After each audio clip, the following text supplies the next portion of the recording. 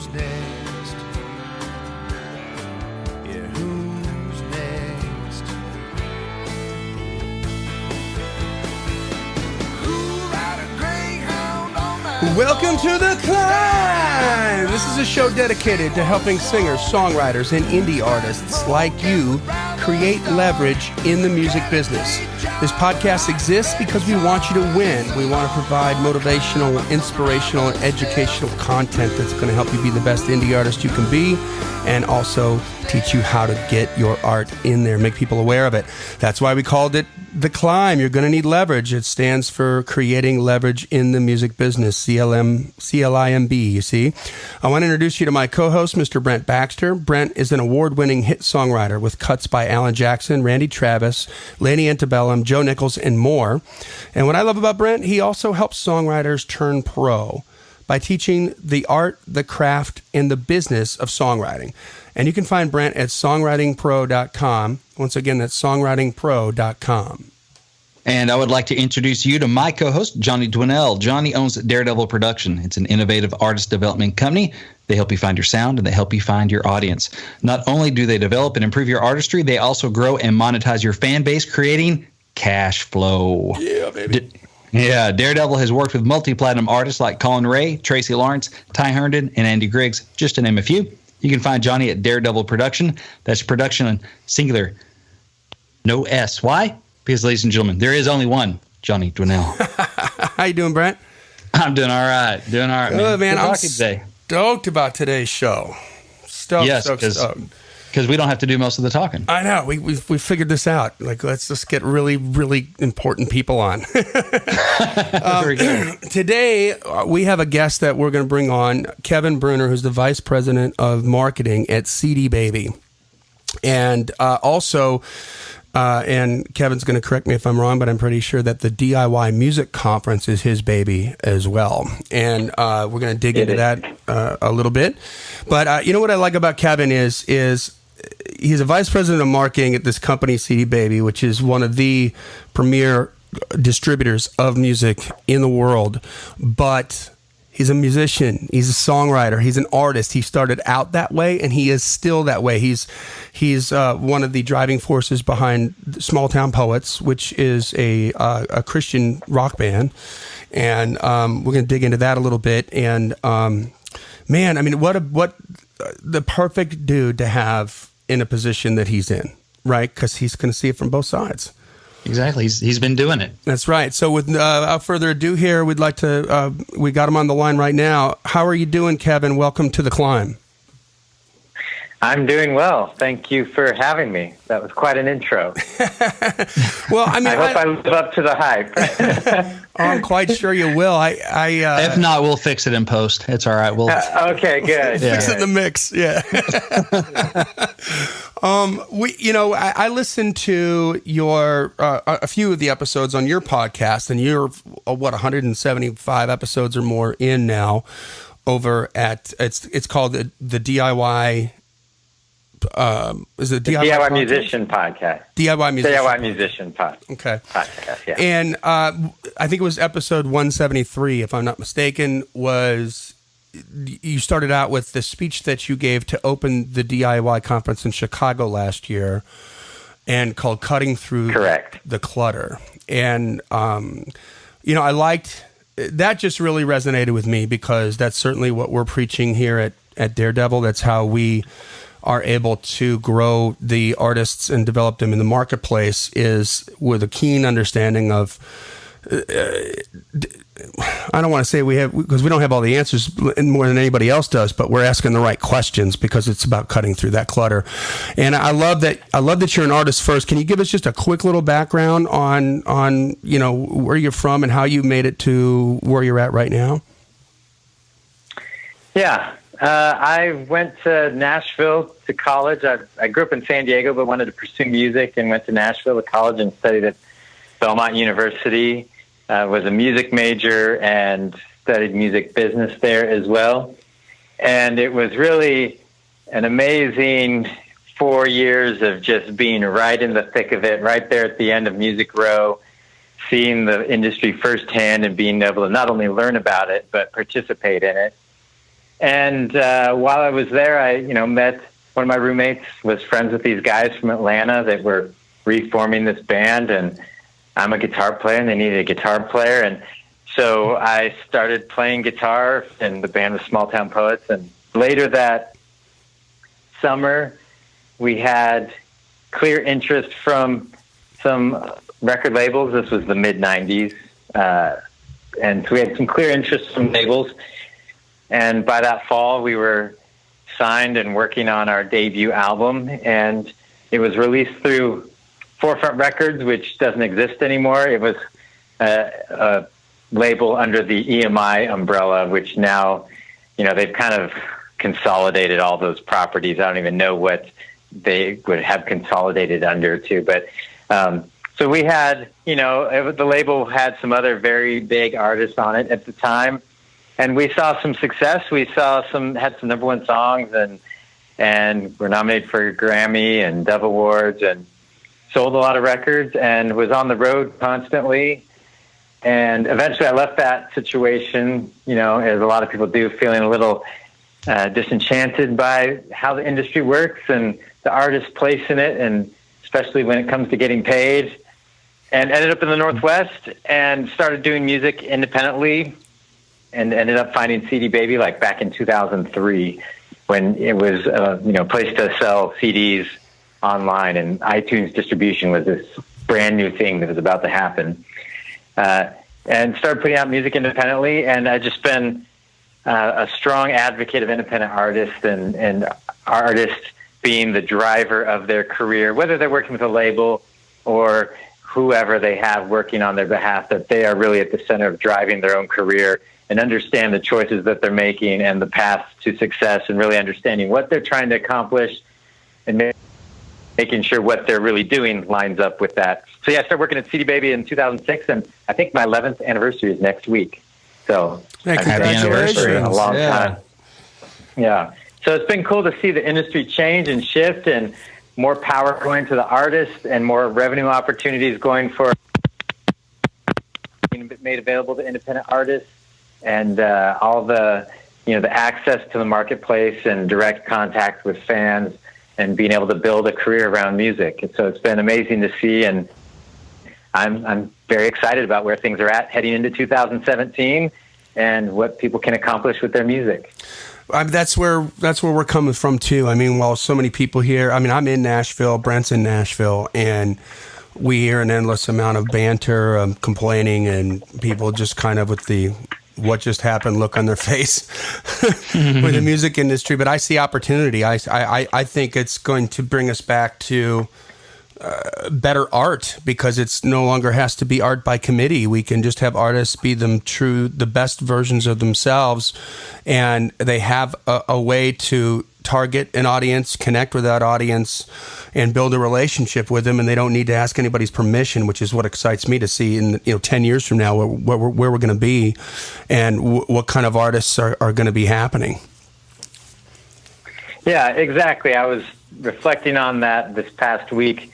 When we were pursuing music and when I started my musical journey, you really had to get one guy in an office to get behind your music, and then there was a lot of discussion. Is this going to be a hit? Is this going to sell? And it's like, now it's just put the music out there. There's so little friction to getting it in to the market where the fans can decide. Let them decide what's good, what's worthy to have an audience, and not do all this second guessing. Let the artist create good art, because a lot of albums that ended up being the biggest albums of all time, classic albums that people will talk about for years and years, were albums that almost got shelved or someone didn't really believe in. And it's like, clearly one person's opinion is not all that matters about music. So I think it's just great for artists to just get their music out there, get it in front of people, get feedback, and continue making great music.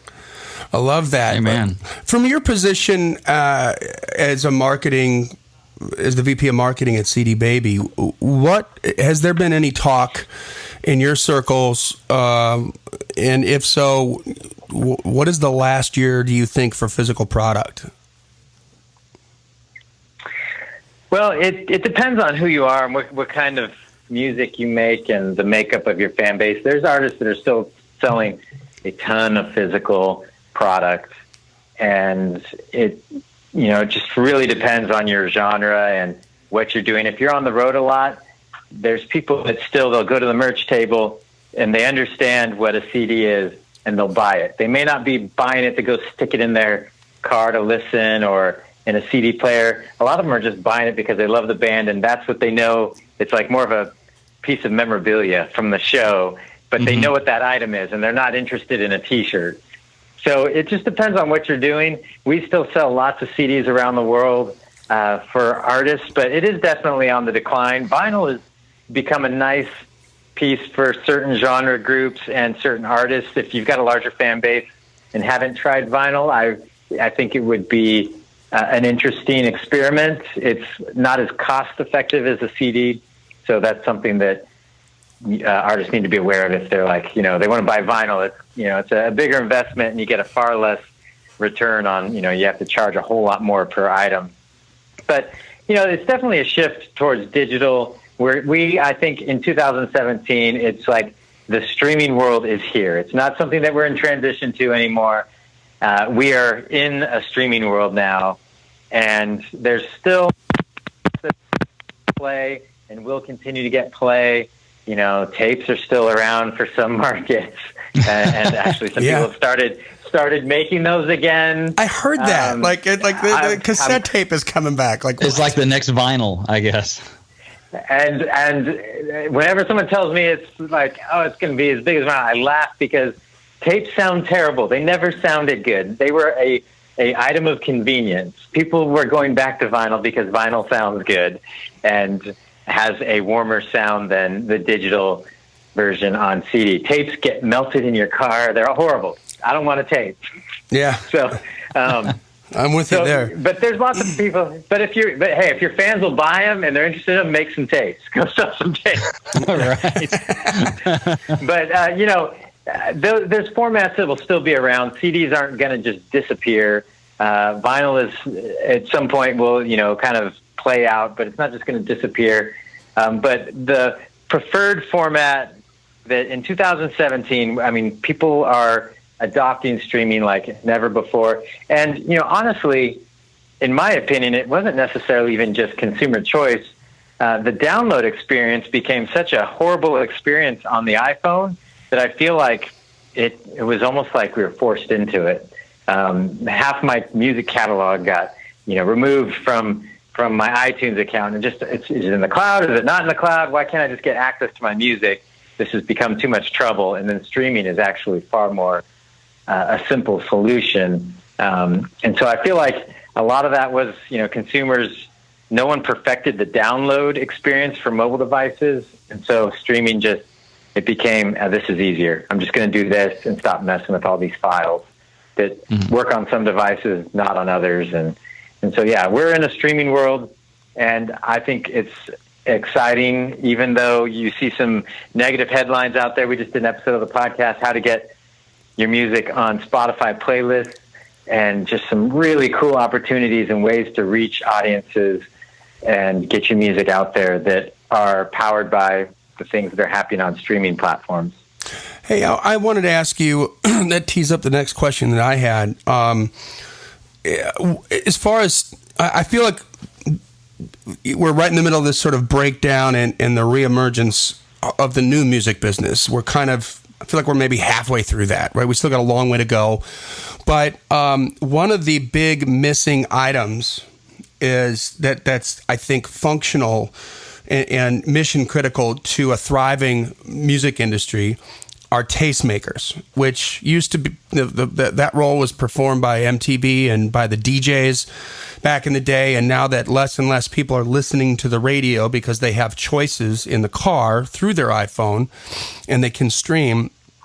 I'm curious to know if you could touch on what your opinions are on some of the most promising tastemakers. I know you mentioned playlists on Spotify, and if you could expand on that a little bit and talk about, are there playlists that indie artists can get into? Are they sort of all bought up now? Do the major labels have a big hand in that kind of keeping the indie artist out? Like, what are your thoughts on that?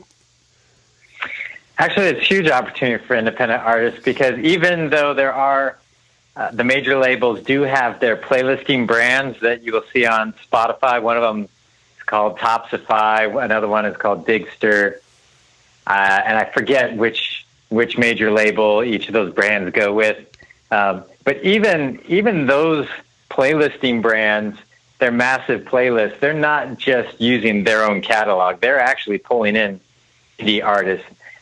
I think the cool thing about what's happening with playlisting is you're seeing the opposite of what might have been assumed going in. Like the assumption being that major labels have their playlist, they're only going to play their music.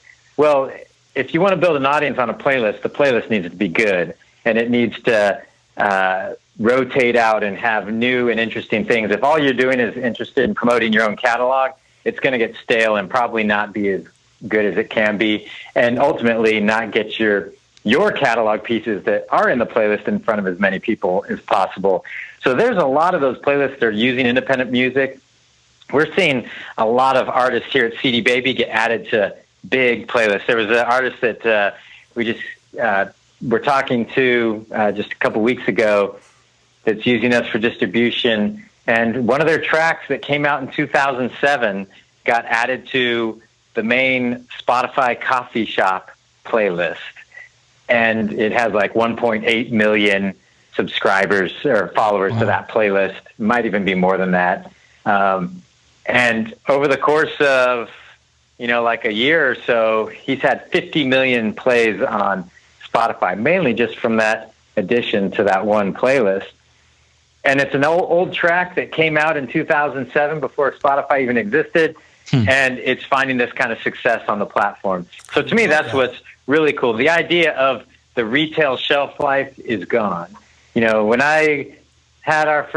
Small Town Poets had our first album come out, it's like if you jump through all those hurdles to even get someone to put your album out in the first place, you still had to deal with the store owners and getting space on their shelf and trying to convince them to keep it there long enough for people to even actually have the opportunity to buy it. And if you're lucky, it might stick around for 6 months. If you're really lucky, they might still have stock of your album in a year.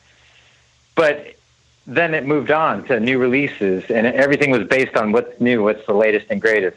The platforms now are based on what's just good music. Doesn't matter when it came out. Doesn't matter if it was, this week's release or if it was something from 10 years ago. If it's great, if it fits the purpose and the usage that people are wanting to use it, it can find a new audience and live a much longer life. And that's what we're seeing with streaming, is that people were thinking about streaming is that kind of relating it back to that retail shelf life, and that I've only got this amount of time, and then if I don't make all the money in the first year, then I'm not going to make money off this album. Well, we're seeing a different trend. We're seeing that albums have a much higher earning potential for a much longer time, that this song could earn money for 10 years, 20 years on these platforms. No one's going to remove it. As long as it can find an audience and people want to keep hearing it, it can make money. That's cool. One thing, this is Brent, and I was thinking about when you're talking about Topsify and Digster and some of these label-sponsored or label-ran playlists, dropping in independent artists, is I wonder if they use that as a way to kind of test run some of these independent artists that they may want to end up signing. If they use that to go, if they look at those metrics, if they have those metrics, and think, okay, let's pepper them in with our artist, see what the reaction is, and see if the people, run at the flagpole, see if the people salute, and because they're always interested in, proof of concept. Let's run it on our. Do you see any of that, or you think that might be something that might be in the future? It's just something I never really thought of before. I've thought of people, they want to get on Spotify playlists, get their spins, and try to get discovered that way. But I wonder if labels might even be using that as almost a farm team. There's zero cost investment really to start spinning somebody else's song, but they can watch the numbers, see the reaction. Yeah, absolutely. Yeah, that's definitely happening. And I've heard of artists that are independent building a relationship in that way, and them testing things out by putting an artist in a playlist. But even beyond like the major label playlist, there's some massive playlists that are run by just completely independent folks. Some user that just puts together playlists, and people like their playlists. Artists are building their own playlists. They're getting followings. And yes to your answer about that being a testing ground for the major labels, but I don't want to give the impression that the only good playlisting action is, through the main Spotify playlist or these major label brands that have these playlists on the platform as well. There's so much opportunity out there just because music is being used in different ways than what we had, than how the business has operated for years and years in more of the retail environment and retail space and mindset. Mm-hmm. Yeah, I think get to the fans. Seek ye first the fans, and all the other stuff will be added to you. Right from the Bible. Exactly. That's from Second Assumptions. So, is there other sort of tastemaker platforms that you see emerging that you're excited about or interested in, or that have got you curious? As far as platforms, playlist is probably the one that's where you see a new class of tastemakers emerging. I think what's interesting with what playlisting and Pandora point to is that it's less about someone like Pitchfork saying that they've put their stamp of approval on it, which still has value. It's less about that and more about how do people want to use music. So when you go to something like Pandora, or when you engage on a streaming service and are looking around through playlists, a lot of them are organized by mood or by a theme, like maybe what the user wants to do, like workout music. So if you've got a playlist that's great to listen to while working out, you might build this big audience. So a lot of the taste making is happening more about what the consumer or the end user might be wanting to do while they're listening.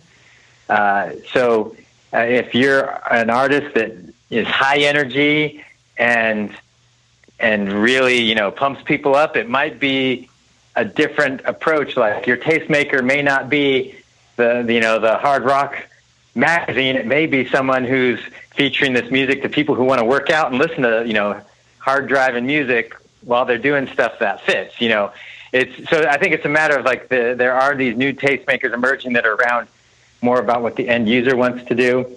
And there's still lots of big brands and things that are trying to use music as a key piece of how they reach audiences as well. So there's beyond, the old school was like, hey, the radio station, that was the tastemaker. Then we got blogs and things like publications like Pitchfork. And then, there's brands like Red Bull that have giant music initiatives of their own that you're like, why does Red Bull have a music initiative? And you're like, well, because they're trying to curate music around audiences that they think will like Red Bull. And so there's all these different ways to get to those audiences and how people are trying to curate music and position themselves as some sort of tastemaker that draws in an audience. Gotcha. That's interesting. So before we touch on the DIY conference, is there any kind of innovation at all going on at CD Baby that you would feel comfortable talking about as far as that might shed some light on the future of the music industry and how people are going to consume and want to either own their music or, I guess, consume is the word, consume the music? Yeah, for us, we're doing a lot of work to just open up a lot of the data that's available to artists. We just launched these trending and analytics section of the accounts that reveal a lot of this data to artists on a daily basis. So you can actually log into your CD Baby account and see the kind of streams you're getting, your songs day by day on Spotify, Apple Music. You can see your daily downloads on iTunes. You can see what playlists are featuring your music on Spotify. So really cool stuff that we're doing around there to just really give artists the tools to know that their marketing efforts are working, approach the market more strategically. It shows where all their streams and downloads are coming from, what regions of the country, what other countries. So that stuff I think is really key because artists, it's an expressed frustration. They get to the point they distribute the music, it's worldwide, and then they kind of go, so what? How do I even attack the whole world with trying to get somebody to listen to my music? And so a lot of it is like, hey, there's some success that might even be happening that you didn't even know about. Let's uncover that. Let's make it clear so you can go throw fuel on that fire and run Facebook ads, get more people success in that area and that sort of thing. Yeah, you're huge in Luxembourg. Run Facebook ads against Luxembourg. Yeah. I've talked to an artist recently that was like, they found out they were just massive in Germany. They'd never been to Germany, and for whatever reason, they were just selling a ton of records in Germany. And so they said, I'm going to go tour Germany and start making that a part of what I do. And it was very successful. And it's just, so those kind of things I think are really key to really help artists understand what's happening with their music so they can react to it and what's working and what's not. So that's been a key area of focus. Another thing is we just are in the process of relaunching a music marketing platform that we acquired called show.co.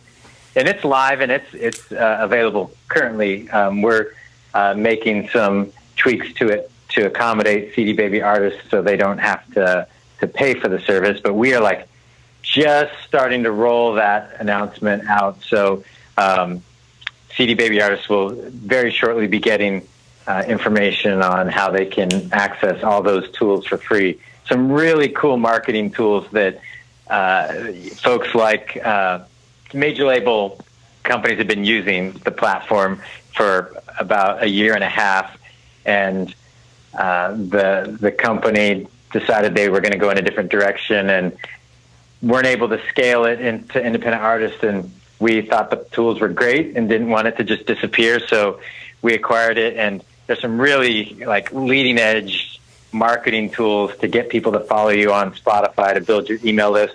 One of the record company that manages all of Oasis's catalog, the band Oasis, they use this constantly and have had some really cool success. And so I'm excited about that. I've got a few other things we're working on that people will be hearing about this coming year. Cool. And really just, I think, lots of, it's really, we're really moving into the digital space and doing a lot of new brands and initiatives and various ways to help artists make money from their music. So that's always our core focus, is how can we help artists make more money from their music and open up new revenue streams like music publishing, which we've done and are continuing to expand that globally. That's great. Yeah, I was talking to Johnny before, because being a writer, I don't sell records. I'm not an independent artist. Mm-hmm. And what I knew of CD Baby was, friends of mine, hey, I got a CD up on CD Baby. And so I knew that they'd mail it out to me if I bought one from the site or whatever. And so I just want to applaud you for not becoming Blockbuster Video. Yeah. Because, you think, CDs, oh boy, how's that working out for you? Well, it's working out for you. And that's great that you guys, read the writing on the wall and said, let's get ahead of this thing and let's react to it. And I think it's kind of a metaphor for what artists have to do as well. It's go, okay, I need to adjust. And so it's great that you guys are doing that. I was like, okay, I'm just going to think now the CD stands for content distribution, baby. Content distribution. That's a good one. We were joking saying it stood for completely digital, but I like content distribution. You could take that. No extra charge. No extra charge there, Kevin. Yeah, all right. It's a value bomb for you. Value bomb. It is something that we're going to have to address at some point. It's a challenge when you build a brand up to be so recognizable, have so much brand equity. It's really hard to figure out, do we change the name? If we do, when do we do that? Does it hurt us in the long run, or when is that, when does that time need to happen? So we have those discussions, and that's part of why we've got some new brands that we have emerging that are named different things and are speaking to different audiences. And so I love that. And maybe you don't need to change the name. Maybe you just add, you change the meaning of the name, like content distribution, baby. Right. Maybe that will become like more that. valuable 10 years from now. Like people will, it'll have a deeper meaning in the marketplace, you know? Exactly. And, Yeah, you know, you never- if this whole songwriting thing doesn't work out for me, I may be calling you for a marketing job here in a few years. So we'll Okay, there you go. Keep that in your There back you go. pocket. That's, you know, just remember All right. that guy. Well, hey, so this year in August, I think it's the first week in August, please correct me if I'm wrong, the DIY Music Conference will be on its third year. Is that correct, Kevin? Yeah, and I believe it's the third week in August. Yeah, it's so the 25th. I'm sorry. Thank you for correcting me. So third week in August, and it's in Nashville this year, which is cool. Yes, it is. Very excited about that.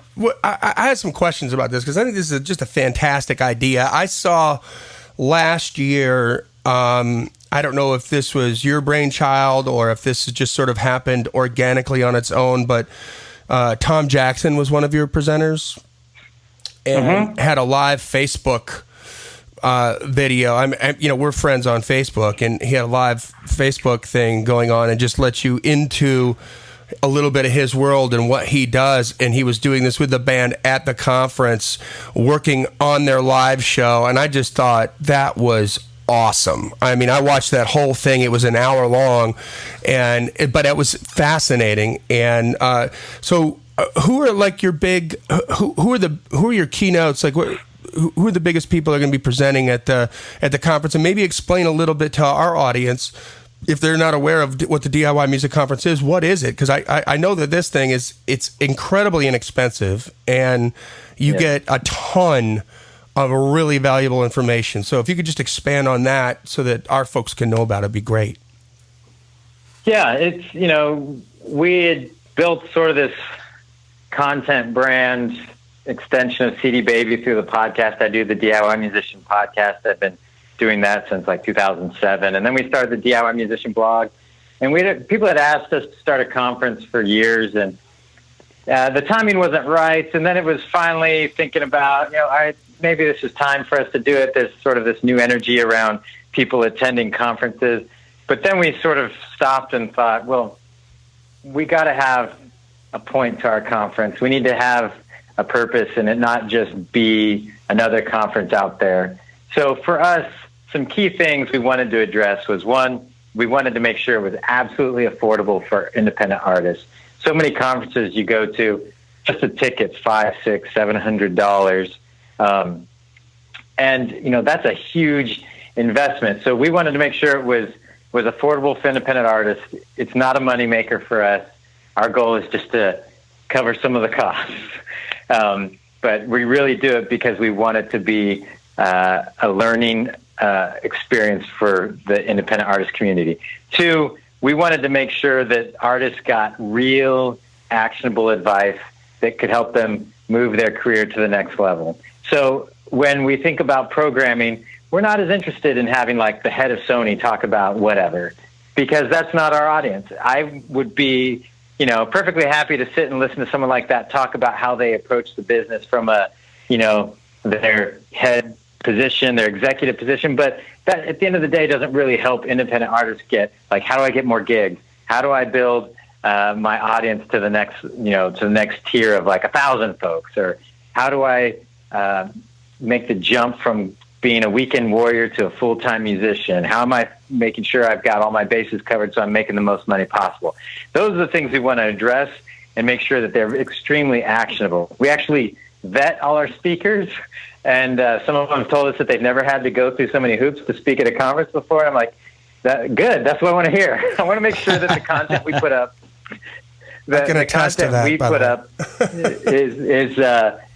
is very, very good, and they get their money's worth. I've been to a lot of conferences, both as a panelist and as an attendee, where it's not a discussion. Like, making sure the audience gets value really doesn't seem like much thought was put into it. A lot of it, I've been on panels where 5 minutes before we go up, to kind of trying to work out what we're going to talk about. I'm like, that's not what we want to do. We want to make sure that people are going to deliver really solid advice that our artists get excited about and go out. There are a couple other things that we wanted to do. We wanted to make sure it was as diverse as possible.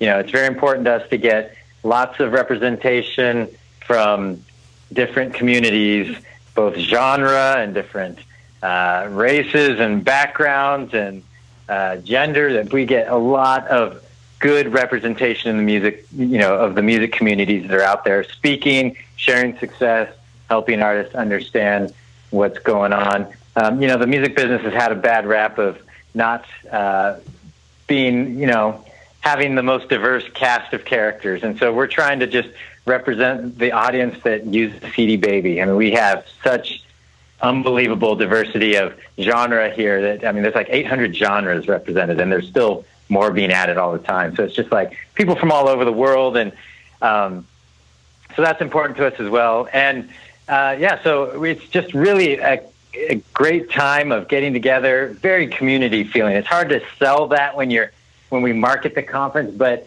it's just such a community love fest of just getting together with like-minded folks that, I'm just so happy that I get to be a part of it. Because when I go, I'm one of the main folks putting it on here at C.L.I.M.B. and making a lot of the, content decisions and such. But when I go, a lot of it for me is just being there as an attendee and just what amazing time it is to be with other artists and hearing their stories and hanging out and just really a positive, friendly environment. A lot of times in the music business, when you go places, it kind of feels like, especially there in Nashville, because I lived in Nashville for a long time, and you can feel like everyone's competing against you. It's like, if he gets that gig, that's bad for me. If there's all these people coming to town, I don't want them to, get in on my territory, and it can feel really competitive. But with this conference, it just feels like, hey, we're all in this together. We're a community that can help each other. And so I just look forward to it. It's going to be such a great time in Nashville because it's at the Omni Hotel, which is a couple blocks away from Broadway. So it's like Party Central, which is not what we've experienced where we've had it in Chicago. It was kind of in the downtown, more financial district, so it's kind of dead at night. So it's going to be interesting. We're going to have a lot more performance opportunities for artists that we didn't have in Chicago because we do have so many venues right outside the door. And so that's going to be a new element. And I'm excited about it. And I think for the price, if you can make it, it is definitely worth your money.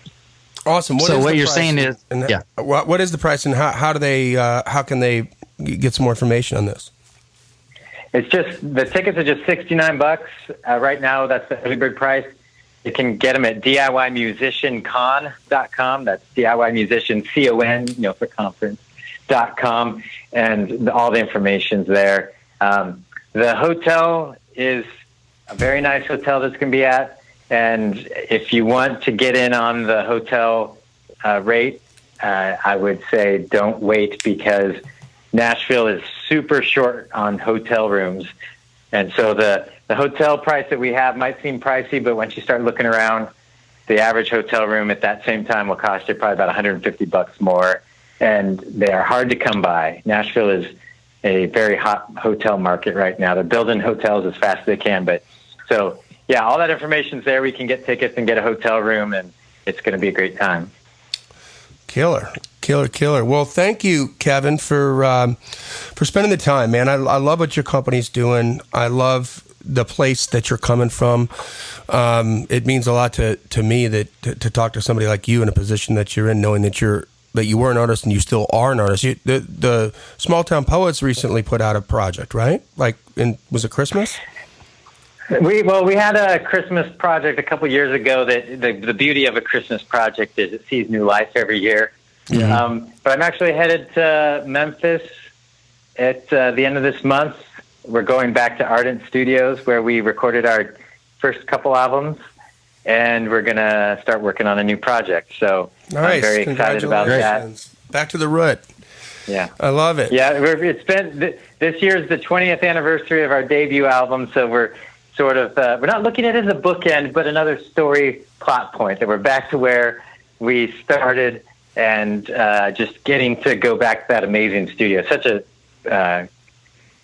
historical studio that just getting to record there is just an honor. So we're going to be there recording for a bit and hopefully have something new out. My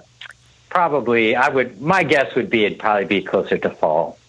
All right, new Small Town Awesome. Poets effort sometime around the fall, right around when the DIY conference is just getting done, I would imagine. Huh? Yeah, there you go. So You will not be busy at all. All right, well, Kevin Breuner, Vice President of Marketing from CD Baby, thanks so much for spending the time with us. It means a lot to Brent and I that I know you're extremely busy. It was really, really valuable for you coming on. We're very grateful for you. Mm. And thank you. Absolutely.